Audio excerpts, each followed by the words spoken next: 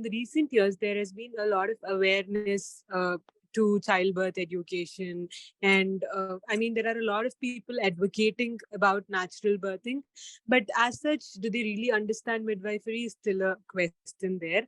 And even though few people do understand it, for them to actually get access to such care is very, very difficult. So it becomes possible to a very little number of people to travel across the cities and find the care that they want. And even if some people are very very much into it, wanting to get that done, it goes impossible for them because we don't have much centers, we don't have much practitioners who are really practicing midwifery.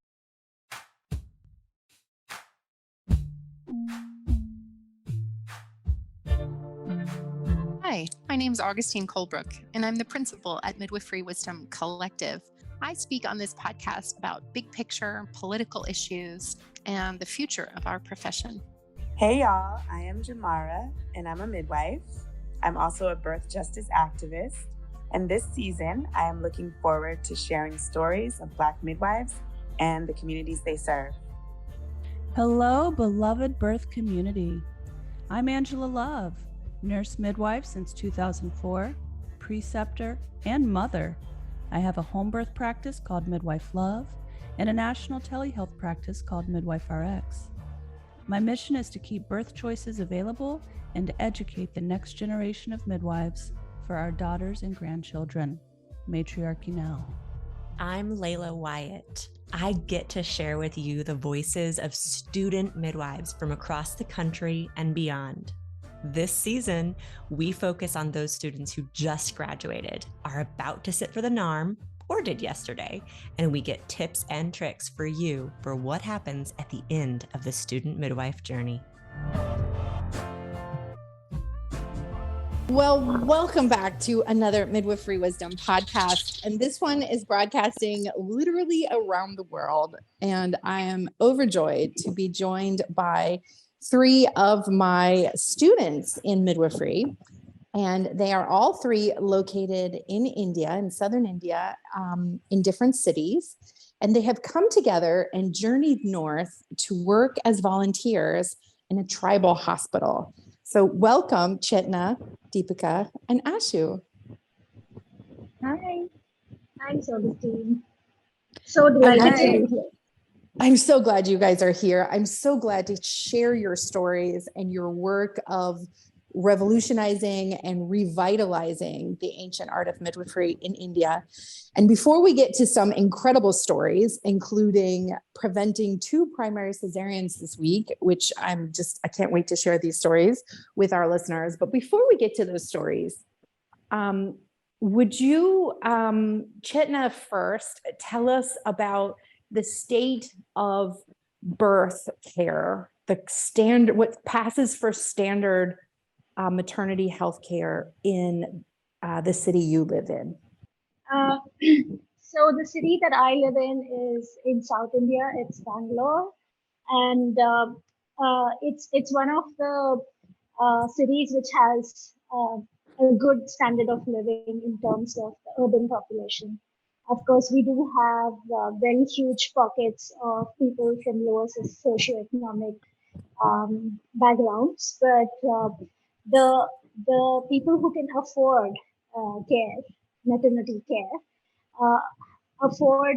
usually go to obstetrics. Okay, so the main care provider, in Bangalore would be a doctor, right, and would be an OB, and midwifery is absolutely, like, very few people know about midwifery, so there's a big dearth of midwives. In fact, it's just me right now in Bangalore, though there are a few nurses who have trained in midwifery, but they're mostly, obstetric nurses with, doula care, who know doula care. So, in general, there is no awareness of midwifery care. Everyone goes and sees an OB in their pregnancy, gets all the standard, tests, whether they need it or not. I think informed decision making doesn't really exist in Bangalore, other than the center that we had created, which is now closed. It was called as the birth home. So like 4 years back, when I started on this journey with a few others, it was to bring about this kind of a model of care to my city, because I've grown up and stayed pretty much my whole life in Bangalore. So it was it was a good model. It worked very well, and there were a lot of clients who came to us, who were very interested, very happy with the care we provided. And in that journey, I was very fortunate to be able to, study midwifery hands-on, and the kind of midwifery, especially that I wanted to study. So, of course, Augustine, you've been my preceptor and my teacher. So, it's been a real honor to work with you. Thank you. It's literally, it feels the exact same to me. It feels like such an honor. And that's how, of course, we got to know each other, and we worked shoulder to shoulder for at least 2 years in the birth room, in the prenatal room. And I have to say that I have a pretty good poker face, but the stories that families told on our couch in their interview process or in trying to hire us of their previous births, like I couldn't help but my mouth would fall open, because the reasons for intervention are so ludicrous. So tell us a little bit about the types of care they receive in the hospital and some of those kind of situations we heard about. Yeah. So the clients that we served were mainly from well-to-do backgrounds. So they had access to the, what I like to call as a 5-star hospitals, where, you have literally a very fancy birth suite that's provided to you. But in the name of safety and providing good care, everyone goes through a whole series of interventions. So typically we've heard stories of people being, the membrane being swept at 37, 38, 39 weeks, and if, and typically because of the lack of awareness and, the knowledge of what to expect in labor, most women end up going to the hospital in the first sign of any crampy contraction that they feel. And, what I've learned from you, Augustine, is that in US and other places around the world, someone with this kind of a symptom picture would be sent back home, right? And asked to come when real labor starts. But, in the hospitals in Bangalore, many of them are admitted and they're induced. And typically the inductions they go on for 3 to 6 hours. And after that, they are either sectioned for, lack of progress, for fetal distress, because, I've also worked in a hospital setting after my birth center closed down the last 3 months. So I know that, there's no proper fetal monitoring actually being done, even in the best of the hospitals. So they're sectioned for fetal distress, and they're, whether it's actually, we all know for a fact that, continuous monitoring, leads to increase in C-sections for fetal distress, right? So that's the other reason we've heard. We've got like such high rates of C-sections in some of the hospitals. They have like upwards of 70%. Some even have 90% C-section rates, which, so it's a really long battle we have to fight. And, apart from the high rates of C-section, I think, also the obstetric violence that is so prevalent, and that's quite mind-boggling actually. And I have been witness to it since I started working in hospitals in the last few months, and that has made me even more determined that midwifery is definitely the answer for us, and we really have to make a dent somewhere in the system. Oh, you are so right. I'll never forget sitting across from someone, and I was like, "But why did you have a cesarean?" She was like, "Because the cord was around the baby's neck." And I was like, "So your baby's head came out and then they took you for cesarean?" She was like, "Oh, no. I was never in labor. They just saw it on the ultrasound." And I mean, American listeners will understand that, like, that literally makes no sense, because a third of all the babies are born with a cord around their neck, and it's not even a complication. We don't even consider it a worry. You just unloop it, right? So it was a real eye-opening experience being there. And it wasn't just one or two occurrences. Like, that is a standard red flag for obstetric care in India. They think they see meconium in the fluid on an ultrasound. They think they see the cord around the neck, and they take you right for cesarean at 37 or 38 weeks, which just like literally makes no sense. And then there's tons of erroneous diagnoses of IAGR and tons of diagnoses of fetal distress, which, like you said, they aren't even really actually monitoring. So it was a real eye-opening experience. And that 50 to 70% cesarean rate in the city where we worked was prevalent, because our VBAC requests, our families who called us and wanted to have VBACs with us, made up a good 30 to 50% of our clientele, wouldn't you say? Yeah, that's right. Yeah. And like, that's how many women have had cesareans. Yes. Is like literally half of them. It was crazy. Yeah, we've heard stories of unfavorable cervixes at 40, 39, 40 weeks, which is, for a climate very likely that, their cervix is still not started to change at that point. Right. In the pregnancy. And, Right. And if at all they go in with prong and they have, neck stage fluid leaking, they're taken right to the operation theater, because there is zero tolerance for meconium being in the fluid. So I think, it's really a culture of fear that's there in so prevalent places. I mean, even, I know I'm jumping topics, but even here right now, the current work I'm doing is, those same kind of myths and non-evidence-based practices are still very much entrenched in the whole country's obstetric and maternity practices. Yeah, it's true. It is definitely fear-based, and there isn't a lot of critical thinking, I would say. I got to work very limited with a few doctors, including an OB backup. And I would express this like series of critical thinking steps in my mind to them. And they would be like, I don't understand what you're saying. And it was amazing to me that it's so formulaic. There's just not a lot of critical thinking or individualized care or anything like that. And of course, we didn't mention this, but I think it's important to say that one of the reasons you felt so compelled to bring this care to your city is that you got to experiencing it yourself, birthing in the US at a birth center in Texas, right? Yeah, that's right. Yeah.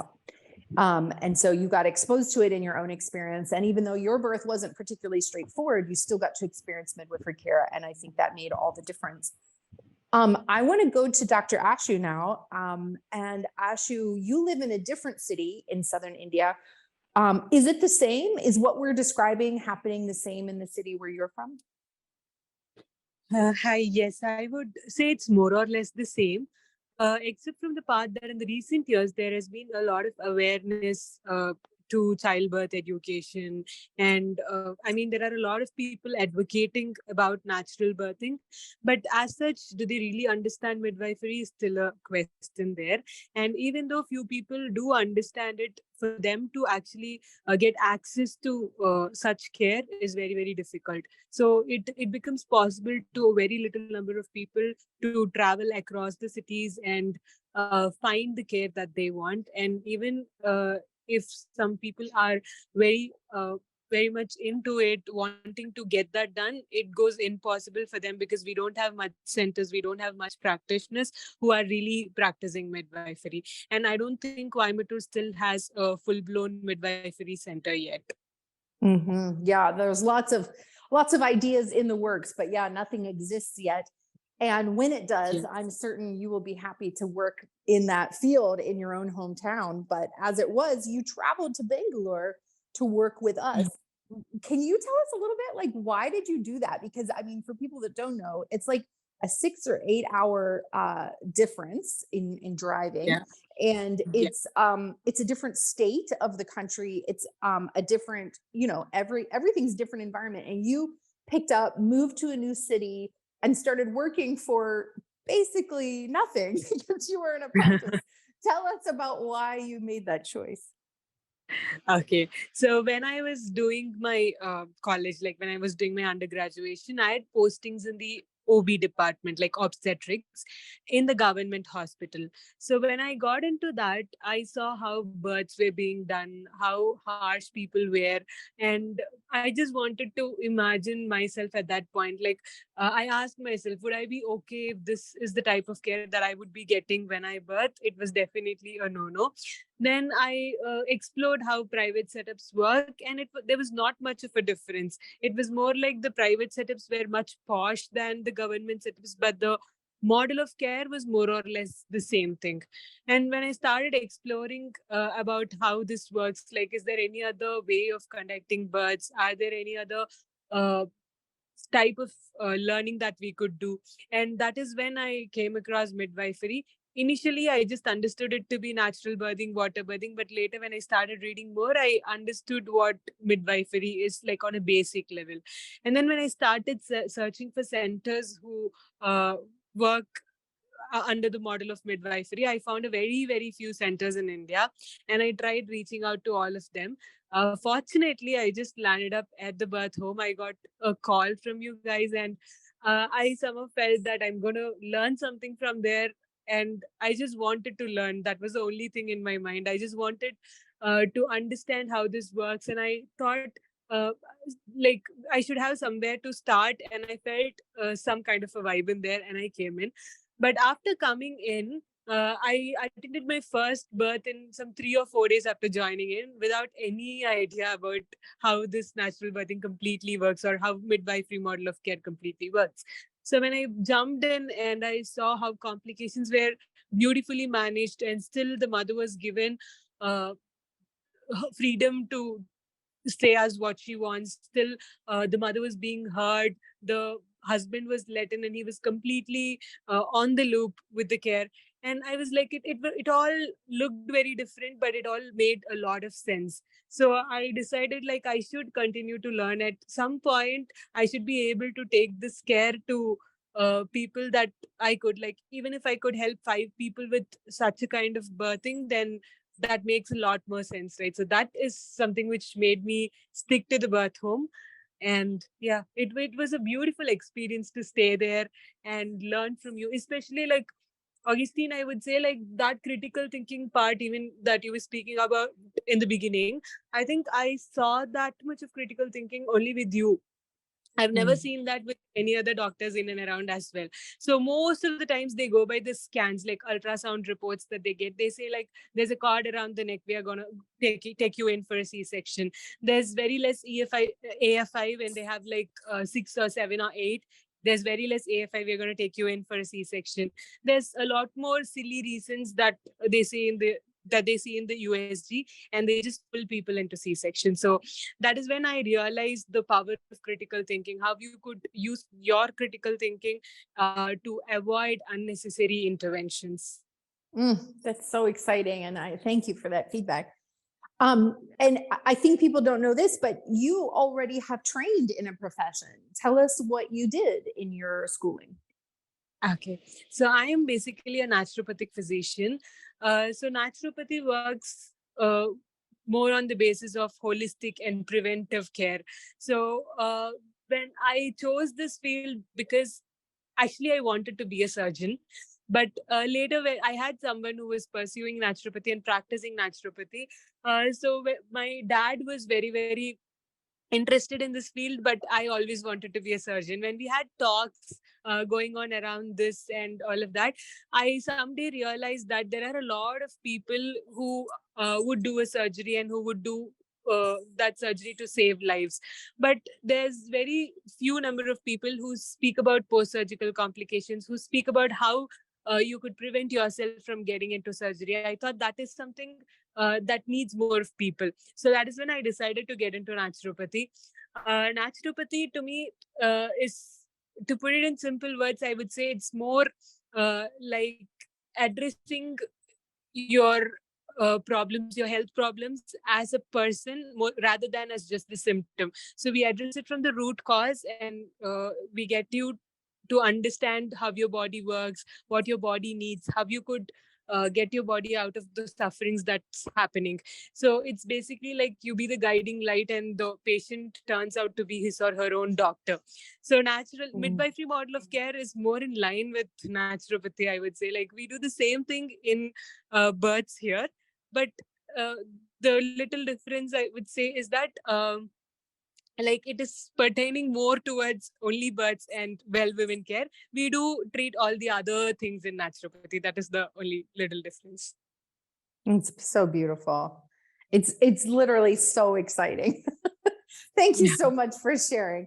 I have more questions for you because I know that you just caught your first baby this week. So we can't wait to hear that story. But let me bring Deepika into the conversation really quickly.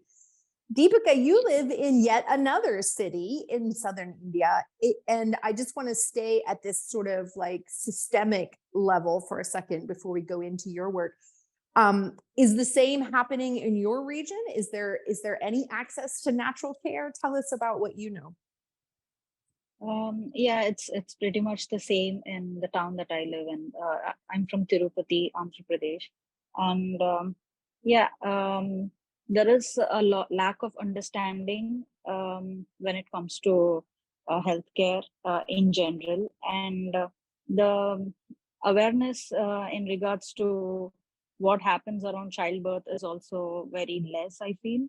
And most of the times, although the women coming in for birth, although they are requesting the doctor to have a normal labor, they do not know what they can do in order to try and have a normal labor, and they don't get proper advice.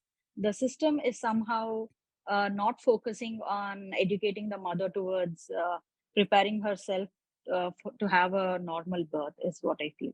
And this lack of awareness sometimes makes providing care very difficult. I had to do a lot of research when I was pregnant with my first child. And at that time, I realized there isn't anything called as midwifery care at all around where I stay. It's either the traditional midwives. In Telugu, we say mantrasani. So it's like the real traditional midwives, where they're not trained as such, but they have this knowledge from ancestors. But there is a lot of fear surrounding that kind of care, and it's not yet accepted in urban cities. And the place that I live in is a town. It's like an urban suburb. So it's very prevalent. The dai care is still very prevalent in the rural areas. So suburb is like it's between an urban town and a rural place. So people's mindset in this area is more like they have advice coming in from two contrasting directions. There are these modern hospitals coming up, sprouting here and there around this town, and they promote the medical ways like ultrasounds, blood tests, and then making treatment plans based on those findings. And then they have their mother-in-laws and mothers at home who have births under a dai, not 2 or 3 decades back. So they have those kind of advice coming in from the home, and I see a lot of women being confused. So I had an induced labor, which was not very happy for me, and my research led to finding a birth center in India where I had my second baby. And when I came back to my hometown, everybody were asking me, what is natural birth? How is it different from normal birth? So that's when I realized normal birth is different from natural birth. And that is an understanding that not many people have. Wow. So that was one thing that made me feel that people need to have access to this kind of care. And we need to have more birth centers coming up, more midwifery care in India than that actually exists. And that's what led me to, finding, coming onto this path. Wow. And then you did come on and came and joined us, and we got to do, what is it, 10 or so births before I left India? How many did we have? Yeah, we did 10 births at birth home. Yeah. And those Yeah, were 10. your first births that you attended besides your own. Yeah. What was it like for you? To be honest, I was very determined to start a birth center before I came to birth home, because I felt the need was there. Many people approached me to find out about my own birth experience. So I wanted to test waters when I came to birth home, see how it works out, how I should get trained to be a midwife, and what is required to do in order to start birth center. But once I came in, I realized there's a lot more learning to be done, and it's going to take a while until you are at a point where you can start a birth center on your own. And it was a good learning experience, and I'm glad I could do it under you. It was beautiful learning from you. It was beautiful to see how Chetana and her partners were doing. So it was all a very nice learning experience.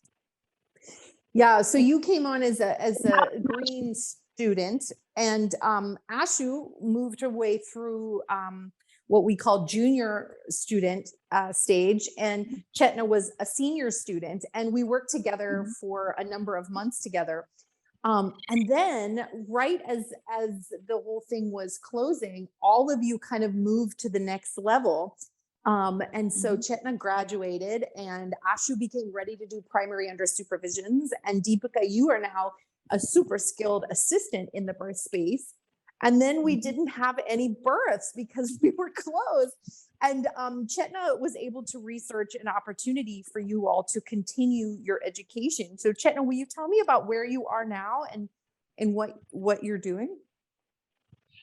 So we are in central India. It's a place called as Chhattisgarh. That's the state, and we are in a remote village called as Ganyari. It's become more of a town now since this hospital, which is called as Jan Swasthya Sahyog. It came. It's been around for at least 20 years, if not more, and we are. So I contacted them way back in January itself, just as birth home was closing down, because I was looking for options where, my skills and my experience could be of use. And this was one of the places that came to my mind, because I'd visited this hospital way back in 2018.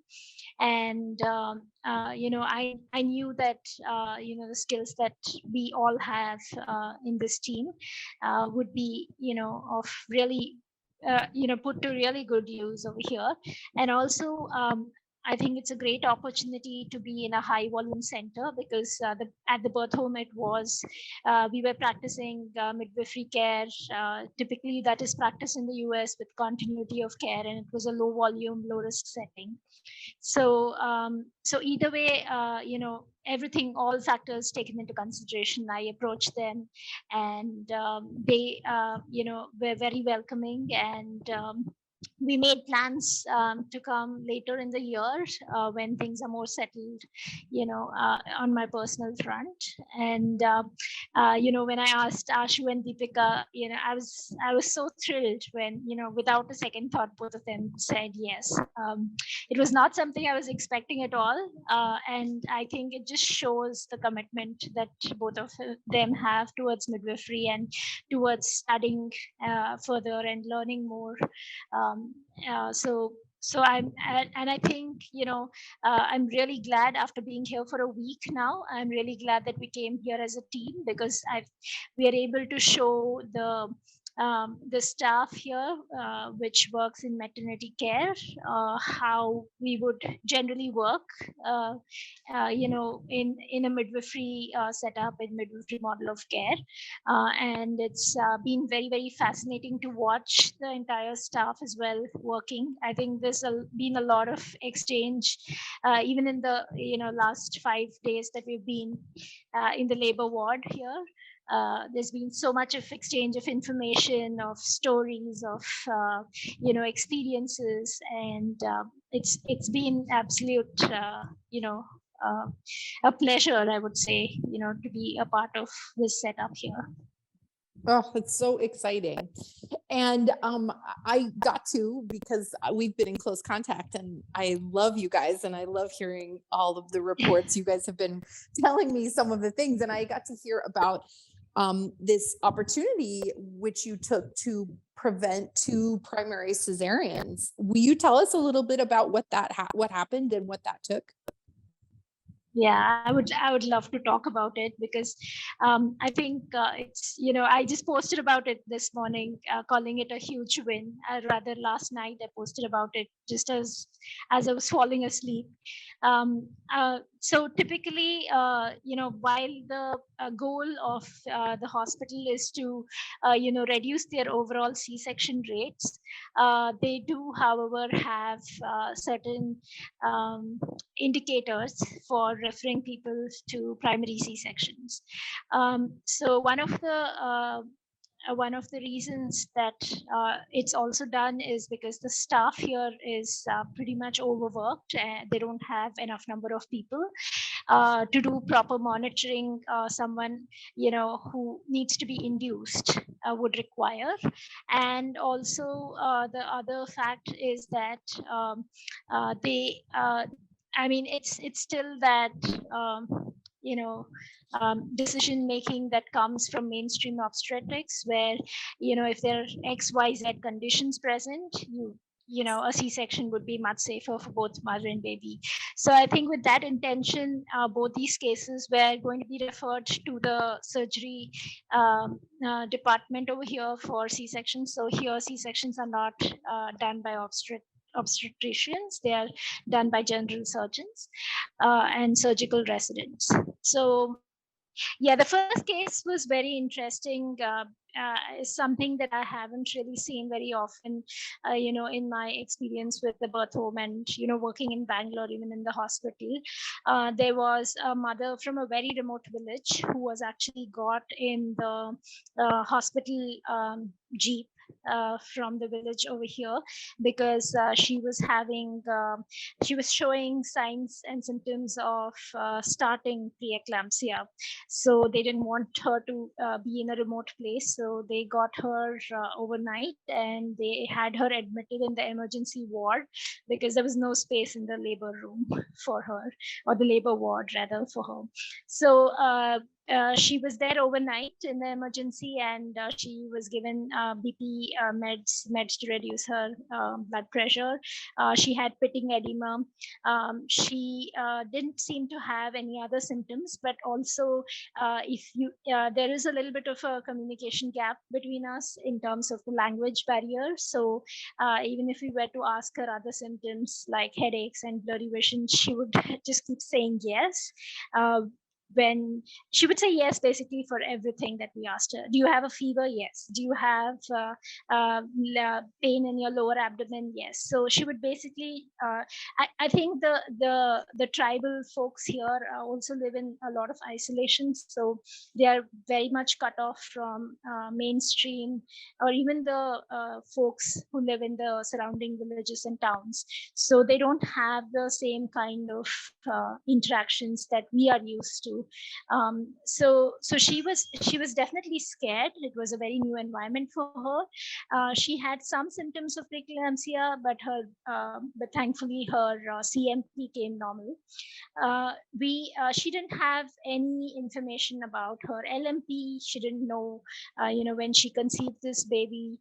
And when we did a fundal height measurement for her in the clinic, she was measuring 30 centimeters, while the ultrasound scan that she went for the previous day showed that the baby was about 35 weeks gestational age.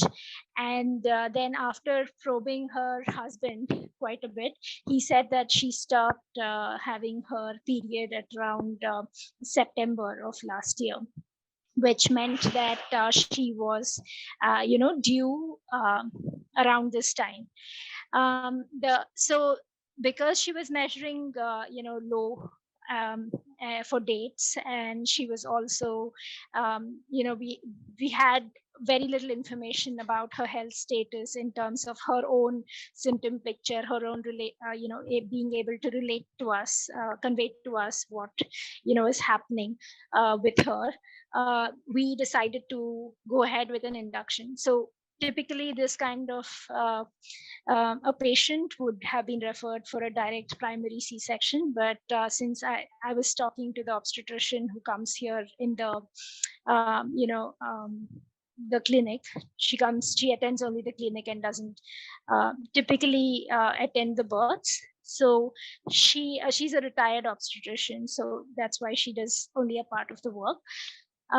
So she said that since you guys are here, would you be able to, carry on a proper induction? So I said, yes, why not, and of course, Augustine, we did have a quick consult on that. And you definitely recommended, trying induction and giving her chance at, normal birth before going in for a direct C-section, right? Or if then required, if the baby didn't tolerate labor for any reason, then we could have gone in for a C-section. So Exactly. we induced her. So she needed some cervical ripening. So they, of course, have Foley catheter here, bulb Foleys. So we use that to ripen her cervix. And then we put her on a low dose, microdosing of Pitocin. And she was so one of the senior staff nurse here broke her waters, but she was contracting pretty beautifully, like after we put the Foley in. But when you would ask her if she's feeling any pain at all, like there was no reaction on her face. Okay, so we would ask her, are you having any kind of sensation? She would say yes. But then we didn't know whether her yes was an actual yes or no, because she herself looked very confused. She's like, why are these people asking me all these questions? What exactly do they want me to say? It was almost like, I will say whatever you want me to say, right? So that is that's how exactly it kind of unfolded. So we kind of tried to monitor her contractions on and off, because we had two other mothers laboring at the same time. So since we were three of us, we tried to do our level best in making sure all of them got the care according to the protocols that we are used to, FHTs every 30 minutes and soap every 4 hours and so on. So then, so as I said, her bulb fully fell out, and then she was put on Pitocin, and then the head nurse over here, she came and she broke her bag of waters, and she was at that point having a little bit of bleeding. It was fresh bleeding, which was actually trickling down her legs. But then the head nurse said that she nicked her cervix. So I'm guessing that her cervix was nicked when the AROM was being done. So she had, so the baby sounded fine throughout. There were no concerns about the baby. So we just kept going on. And sometime in the evening yesterday, she just didn't want to lie down on the bed anymore. She wanted to stand, and I knew at that point that she was pushing. And we just encouraged her to, just go with the sensations, however best we could communicate with her. And she kept saying that she had to go to the bathroom to pass stools, but we were unsure whether we could allow her to, go there, because we didn't want the births to be happening in the toilet. She was not very happy when I tried to, give her an internal exam, because again, it was very difficult to take consent as well from her. I did inform her. I used to always, we've studied in midwifery, we always take consent, but even her figuring out the whole consent, like what are we asking, what do we want of her, she wasn't able to really figure that out. So when I tried to do a vaginal exam, she just swatted my hand, so I knew she didn't want me to touch her, so I was hands off for most part. But then there were other signs that she was the baby was moving down her pelvis. She did have a lot of pressure in her back, and she did have a bit of a bowel movement, and then she was standing for this entire time. And she would go into a half squat or sometimes a deep squat when the contractions were there. And then at some point, I started seeing the baby's head at the vaginal opening. And we were trying to listen to the baby, but the baby was so low, we weren't able to get proper heart tones. And Ashwathika was on the baby, and she was trying to get some heart tones, and we were getting heart tones in the 60s. So we were trying to ask her to move onto the bed so that we could listen to the baby better. But then even before we kind of suggested it to her in a way she could understand, she moved to the bed herself. She said she wanted to get onto the bed. So we got her onto the bed, and the baby was born in the next contraction. So there was very little perineal support that was given by me at that point. And we managed, Deepika did an amazing job of managing to tell her to push very slowly as the head emerged. So we were able to prevent a perineal tear. I don't think we should take the onus, really. She didn't have a perineal tear because she did so beautifully. And there were some labial lacerations, which was only off to one side. So we didn't have to do any sort of repair. It would heal naturally. The baby after birth was just doing as fine as one could do at that point in time. That's amazing. And the Apgars were quite good. Yeah, and the baby is symmetric, took, breathed right away, did all the things a newborn does. So I think, it was a very fulfilling experience as far as us being providers go. And the staff, of course, over here, because the surgeon, the surgical resident who was supposed to do the C-section kept coming in and checking on us every once in a while. And we would say, no, there's still some more time and everything is going on fine. So let us just keep doing this for some more time. Then finally, when he came and he saw that the baby was born, he said, he was very appreciative. He said that I didn't know that this kind of a thing would even happen, that this would work. I was very doubtful, but now, I don't doubt you guys at all anymore. Wow. So that was very nice to hear that. That's amazing. So and the difference in potential outcomes is what is like so important. Like a major abdominal surgery in a rural hospital on someone who lives in a tribal village compared to a vaginal birth with no tear. Those are radically different realities for that person. Yeah, totally. I would definitely agree with that. And I mean, just the fact that, she doesn't have to go home with, stitches on her abdomen. And, then we don't have to really now worry about, the multiple children she may end up having, potentially end up having, because most of the women here have at least two, some even have like, upwards of 4, 5, 6 as well. So really, I think, we've given her, again, I don't think that's the right statement to make. I think, the way things unfolded, she's now got the best chance.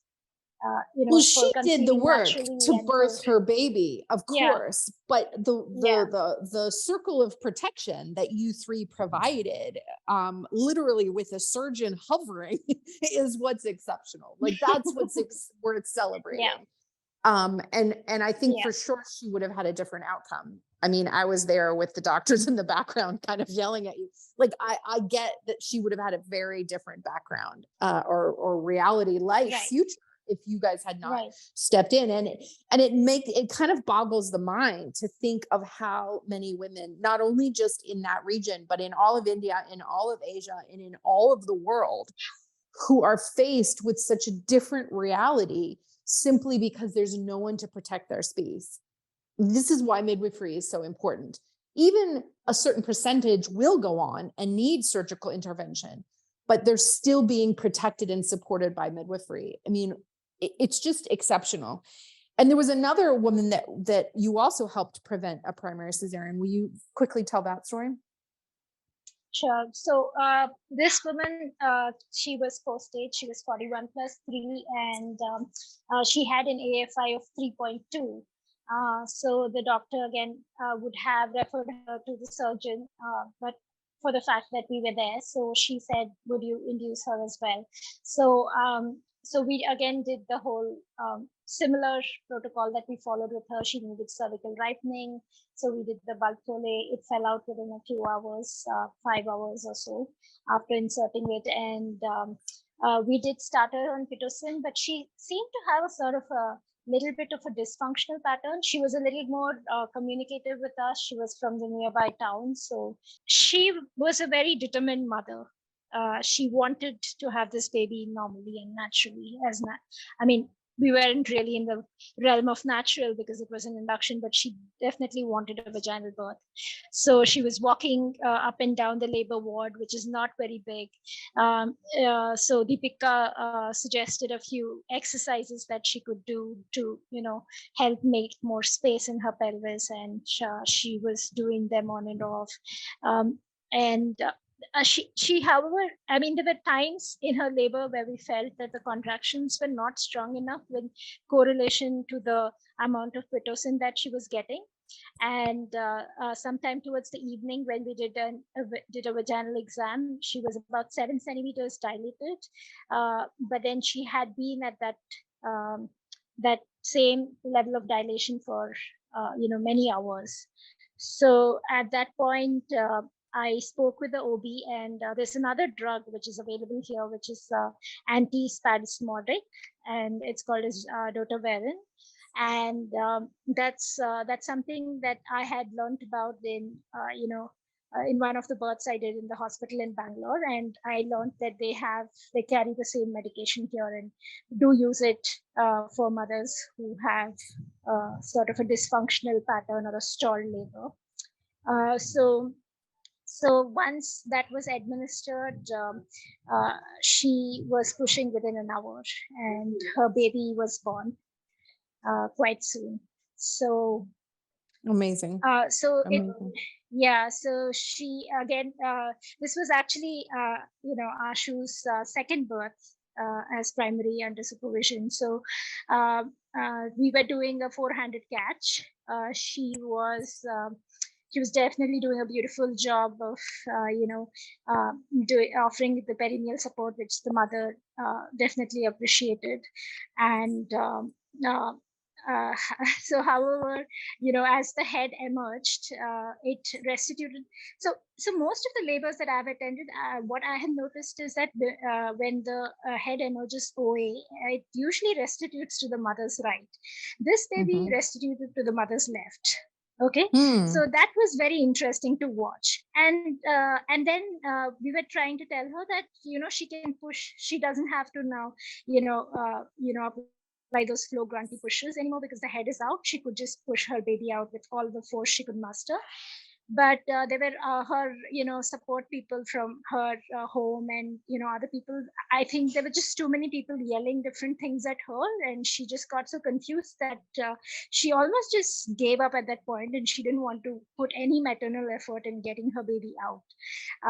And I thought we could give her some time, but then the baby's head was born white in color, right? The skin was white, pale white, and then I slowly started to see that it was turning brown. But I think I was having a trauma response of freeze at that point. But Deepika, who was standing next to me, said that the baby is grimacing. But what I actually heard was the baby is turning gray. And that just sprung me into action. The birth room communication faux pas. I think you understood something random that I said once. That's pretty funny. Yes. Yeah. So then I just jumped into action, and I was trying to reach for the anterior shoulder. I was trying to move the mom, but I started switching to talking in English, which the mom doesn't understand at all. And then that wasn't when I realized that's just not going to work. I asked the senior staff nurse there to wear her gloves. By the time she was yelling at me to tug on the baby's head, and I knew that was one thing I wouldn't do. And then I was looking for the anterior shoulders to see if it was actually stuck, right? Because shoulder dystocia was what came into my mind at that point of time. But then I couldn't really reach for the anterior shoulder either, but I could put my hand in and reach for the posterior shoulder. And I put two fingers, I looped it just below the posterior shoulder, the hand, and I just tugged on that. By the time the the nurse who was there, she also had worn gloves and she was tugging on the head. But either way, within a few seconds, the baby was born. But I think those were the longest seconds of my life. My heart was racing. I asked Ashu at some point to apply suprapubic pressure, and then I was thinking, oh my gosh, does Ashu even know what suprapubic pressure means? And all those things, it was just a very short period of time, but so many thoughts were racing through my mind at that time. And then once the baby was born, the baby was a little limp, but recovered beautifully. At 5 minutes, the Apgar was 10. So I think, retrospectively, when I keep replaying the whole scenario in my mind, and we have discussed multiple times as well, Ashu, Deepika, and me, I think it is a case of, where the mother just gave up because she was so confused, and she just probably was so also done with everyone telling her what to do, and I think that was what happened. I don't think it was shoulder dystocia. But at the same time, when there is a prolonged pause with darkening of the head, you can't assume that it's not shoulder dystocia in the moment. So exactly. Intervention's definitely appropriate.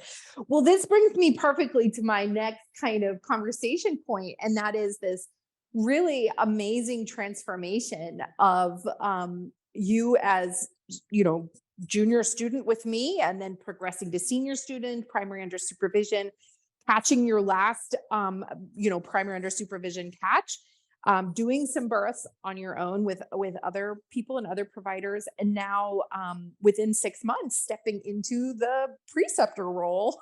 It's such an amazing journey. Midwifery has that adage, see one, do one, teach one, and you are following that perfectly. What is it like to be in the teacher role all of a sudden? I mean, we don't have teachers here, right? Like, we don't have midwives to follow. We do have a lot of traditional midwives, but I think the education and the learning that they have is very different from the education and learning that we have. Although birth, is the same wherever it happens. I think I don't feel completely ready to be in the preceptor role, but I also know how important it is to sort of be able to provide as much support as I can for both Ashu, who's Ashwathika, I like to call her Ashu, and also Deepika, because the only that's way exactly forward it. What I mean is there's no one else to do it, right? Yeah, there's no one else to do it. And so that's why you're in this role. And yes. I guess regardless of how you got there, what does it feel like? Share some expressions from your first week of really being the only one that has the highest knowledge in the room and supervising new people. What does that feel like? So it's overwhelming at times. At times it comes very naturally. At times it feels like a big responsibility on my shoulder. Definitely scary many of the times, because I have to think through for myself all the steps that's happening, especially when we are doing through any decision making point, either in the labor or the birth. I take some time even now to think through all the steps that need to be so that I'm not missing anything, right? And you've said this like a million times, midwifery is like the hardest job on the planet. There's so many data points that you need to keep in your head, and we are also not just I'm also not just trying to be a preceptor, being a preceptor for Deepika and Ashu, but also I am I'm trying to adapt to a new work environment here. I'm trying to adapt to a high volume center. Um, so it does get very overwhelming at times. Like it's just too much for me to keep at it.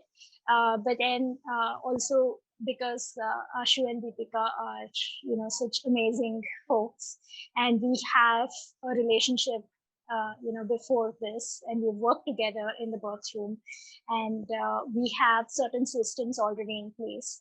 I think it's also in many ways easier to sort of step into that role. And it was only after I was with Ashu in the first primary under supervision birth that I realized that I really need to spell it out to her that being an assistant and being primary under supervision are two different roles. So what I try to do is I try to think back to when I was a new primary under supervision student, and try to recollect what you would tell me, and then try and say the same thing to Ashu. So that I've got like a mama bear chuckle. so yeah, so that I think has worked to some extent, and there has been a sort of like because I'm in a supervisory kind of a role here. I think I have assumed a certain amount of authority, although I try to be as humble as possible. Sometimes I don't end up being that humble. I'm just human. So I have apologized to both Deepika and Ashu multiple times, and I've said that, just give me a lot of grace, just give me a lot of space, and there are going to be tensions. And Augustine, I was just telling them about this whole thing you tell us about being teenage midwives, and I think Ashu is a total teenage midwife already. Well, let me just say, for the record, you were one too for a while. So I know. What goes around comes around. So it's great. Yeah. So I get to be on the other side of things right now.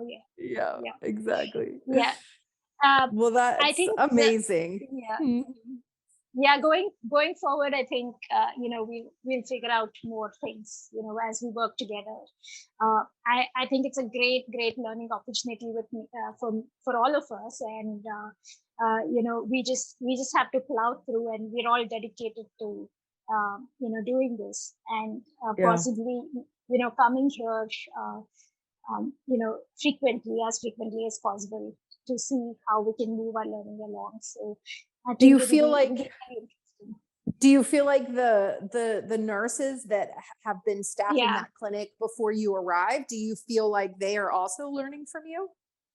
Definitely. Yeah. So they have a nursing college attached to the hospital. So a lot of the nursing students, I think, catch them young, as the saying goes.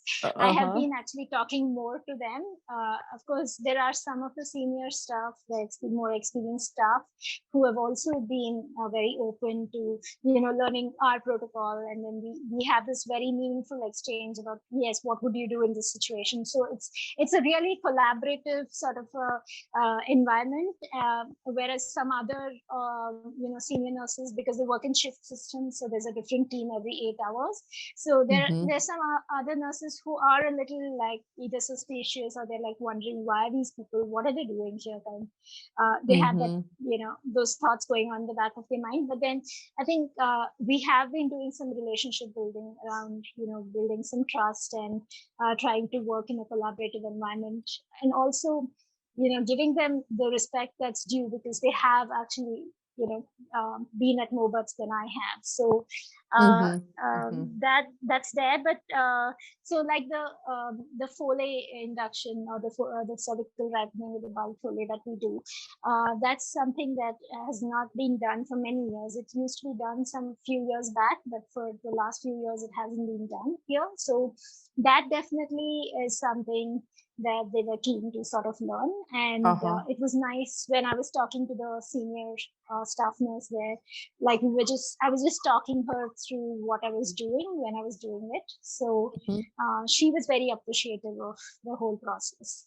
And they have certain practices which are quite astounding, where they use a lot of betadine. They call it cleaning the womb after birth, where they use betadine-soaked gauzes to sort of remove all the clots and the bleeding and everything from the uterus. They want to clean basically the uterine lining, which is a practice that's there throughout India in any obstetric model of care. So it was being done in Bangalore. So the standard response when we ask why are you doing this is that we are preventing postpartum hemorrhage. But we know it's not an evidence-based practice, and it's very, very painful for the women who having to go through it. In fact, the last couple of births where the inductions happened yesterday, we managed to advocate and prevent that from happening to a large extent. But also it was interesting that one of the moms asked for it to be done. She's like, "Aren't you going to clean everything?" I'm like, that's really not required. The body takes care of itself. But then, that was opportunity enough for the senior nurse to jump into action and start doing it. And I was like, okay, if the mother wants it, and the mother gets it. Wow. But I can see that. Go ahead. Yeah, no, I can see that shift in their practices a little bit. Like it makes them think, when I'm saying we don't use betadine when they cut the cord clamp to clean the cord stump. We don't use the betadine to do that. There's no need. I mean, it's as pure or as clean as it can be, right? So, well, it's just so amazing, right? I mean, first of all, to disinfect instruments, they have to sit in betadine for 12 hours. So with that as knowledge, dumping betadine on any body part does not disinfect or sterilize it in any way. It just smears bacteria around.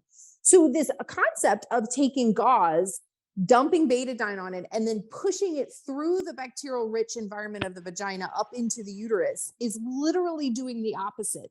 It's like increasing the risk of infection exponentially and disrupting the lining of the uterus doesn't help it bleed less. Like that's a clot that's formed at the site of a placenta. Disrupting that clot doesn't help it bleed less. So it's ludicrous, really. Yeah. Yeah. So they've asked me to take some training for the nursing staff on postpartum hemorrhage. So I think I just need to go down to the basics of how the uterus functions after it is empty. I'll send you my slideshow if it'll be helpful. I'll send you my hemorrhage slideshow. Yeah. Wow, that's just so much to unlearn. So amazing that you are there providing a different perspective and hopefully bringing the whole practice up to this more evidence-based standard. Well, I want to go quickly to your teammates. My guess is that Deepika and Ashu followed you like lovingly and excitedly into the wild blue yonder, as Deepika said, the true Jungle Book. They did that because they really trust you and they want to learn with and from you. Is that true, guys? Deepika, Ashu? Mm-hmm. Yes. You knew that you were going to be there learning from Chetana, and that there wasn't going to be a quote unquote senior preceptor there, but you still went happily because she's amassed a tremendous amount of knowledge in the last bunch of years. And even though she's a new preceptor, you're still learning a lot, right? Yeah, that's true. There's always something we could learn. How about you, Ashu? Yes. Actually, I would say, sometime before when we decided to come in here, Chetana had few circumstances where she said she might return back. So we were really confused if we should continue on the trip or we should say no and later go with Chetana full time. We were looking up so much to come in with Chetana. Yeah, because like there's so much you could learn. And honestly, even if each of you were there by yourself, you would learn. But even one who has gone before, just a few births more, you learn from them. Yes. Even someone who's just your colleague, you learn from them. And I think this is the brilliance of midwifery the world over. We can always learn something from each other, regardless of what level we're at. Well, Ashu, I would love to get your description of what it was like to catch your first baby. You've been observing, you've been assisting, you've been handing all kinds of equipment and supplies, you've been a part of heart tones, you've been a part of resuscitations, but you've never had your hands right there for the birth. And you messaged me later, birth is so different when your hands are in the vagina. So tell us what that was like. Okay. So I was very, very excited to have a catch, like to do my first birth.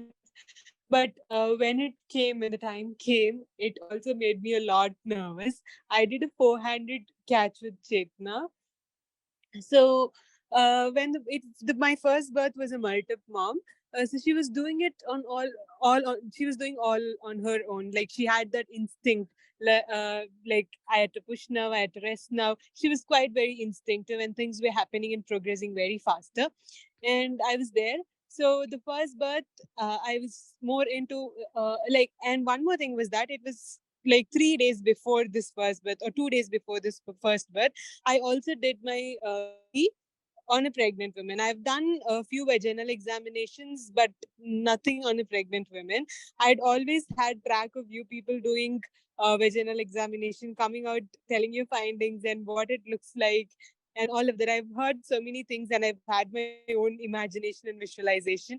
But when I did my first examination, I felt like, oh, is it that all? But then I understood with the next examinations, no, it is not all. It like every examination you feel things very differently. So with her, I did my first finger forceps as well. Like I was trying to do that with Chetna guiding me in there.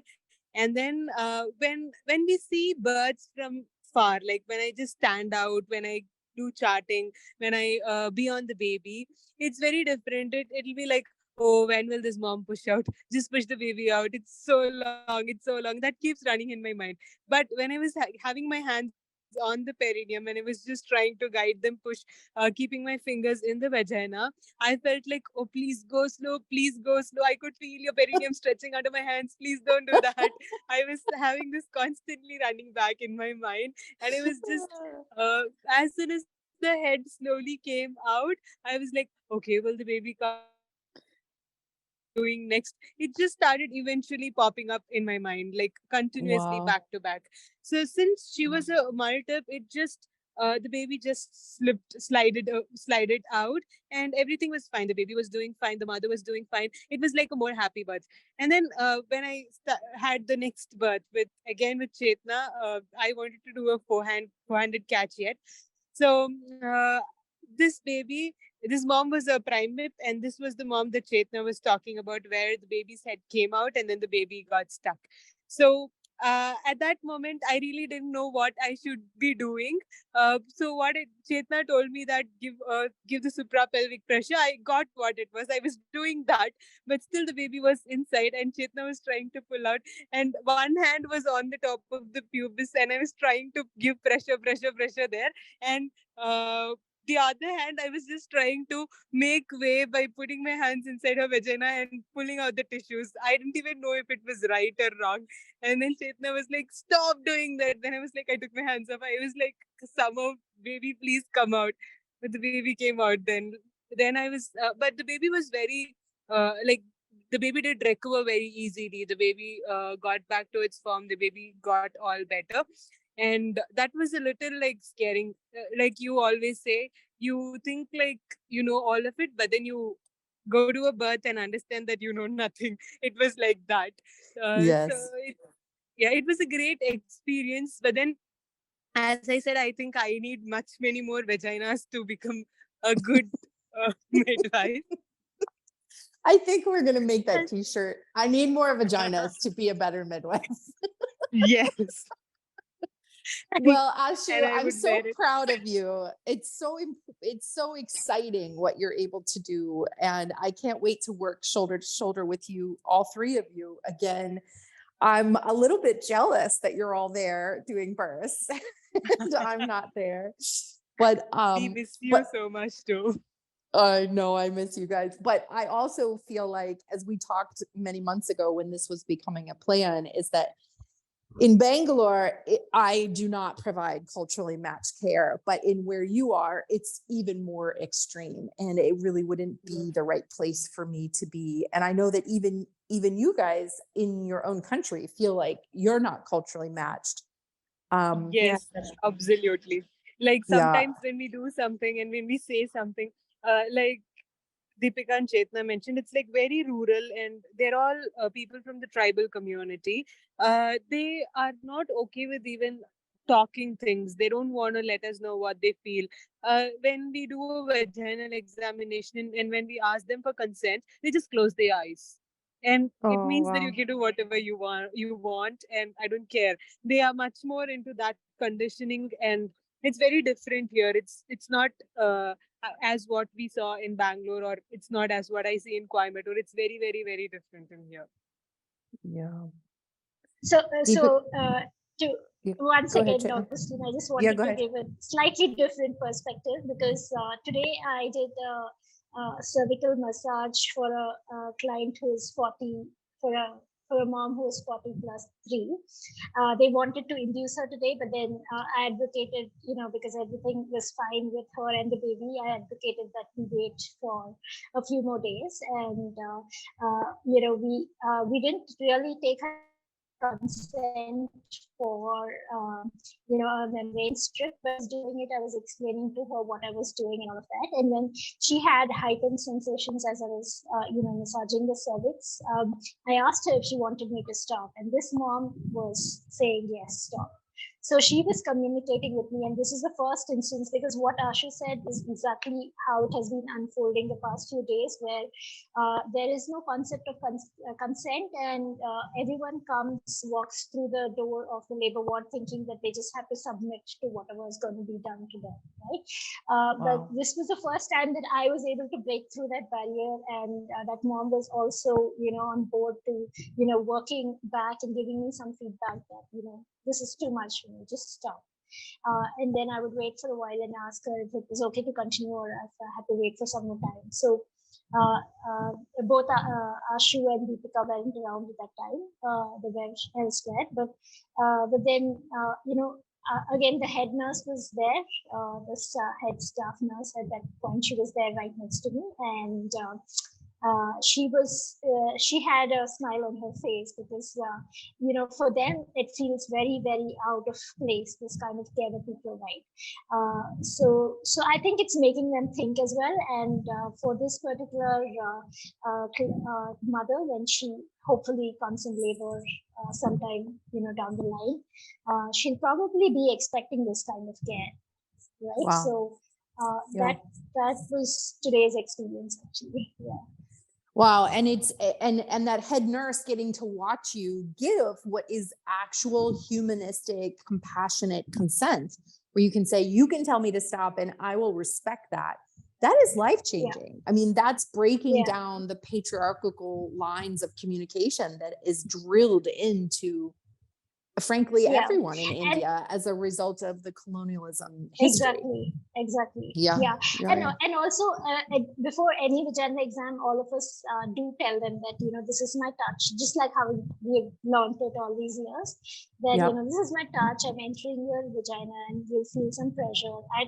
Of course, there are times when I don't say all of it, but then we definitely warn them before we enter the vagina, so that it's not a shock. Yeah. Well, I hope that those senior nurses watching you will be able to adopt that policy of being respectful of the people they're working with. I mean, I would say if of all the things that we want to solve, like the unnecessary cesareans and the obstetric abuse and the lack of education and all the things that we've identified that need to be solved in India, I feel like this could potentially have the biggest effect, is just putting the power and the sovereignty back on the person whose body it's happening in, and respecting, asking permission, respecting and accepting their no. And even empowering them to know that they have a no, that could be the most profound effect of the work that you're doing there. Yeah, I hope so. Well, I'm so impressed with all of you. Deepika, did you, I heard you speak up a little bit ago. Did you have something to add? No, I was just trying to give my perspective of how these women think. It's more like there's no point saying no because you would anyways not listen to me. You would do what you want to do is kind of the thought. So they don't even try to protest. Wow. And that's like Ashu said, that's like that training that they have received, or that expectation they have of going to the doctor, is that they won't be heard or respected. Provider comfort rather than the patient comfort. Right. And that, of course, is the major difference between midwifery care and obstetric care. Mm-hmm. Yeah. Well, I am so inspired by you three. It's literally the honor of my life to be one of your teachers, and makes me teary. I can't wait to get back and be with you all. I miss you. I love you. We all love you too, Augustine. Yeah. Thank you for chatting with our audience. Thank you for sharing your wisdom and your magic. Thank you for having us on your podcast. Yep. Yeah. On the path. Love you. Augustine, I was thinking, to hell with the initial phase. I'm going to catch a few babies before I leave. Okay, sure. Look at this. Deepika is fast forwarding her profession. I love it. Yeah, these keep bloating every day. Yeah. Like there is no tomorrow. You can do it. I believe in you. I believe in all of you. It's so awesome. Well, thank you so much for doing this. Thank you so much for being willing to be vulnerable and tell stories and history and realities that you guys are in.